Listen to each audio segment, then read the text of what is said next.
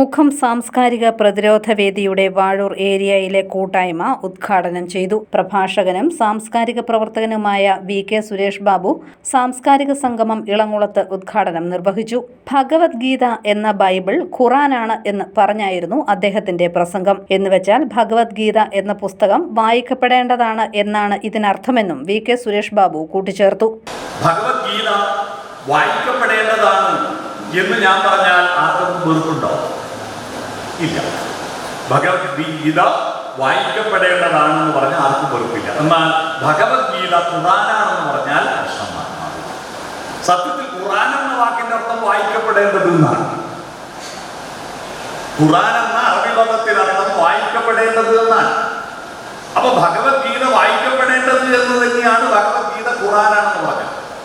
കുറച്ചുകൂടി കടന്നാൽ ഭഗവത്ഗീത എന്ന ബൈബിള് ഖുറാനാണെന്ന് പറഞ്ഞാൽ ഭഗവത്ഗീത എന്ന ബൈബിള് ഖുറാനാണ്. ബൈബിൾ എന്ന വാക്കിന് പുസ്തകം എന്നാണ് ഹീബ്രു ഭാഷയിലാണ്. ബൈബിൾ എന്ന് പറഞ്ഞാൽ പുസ്തകം.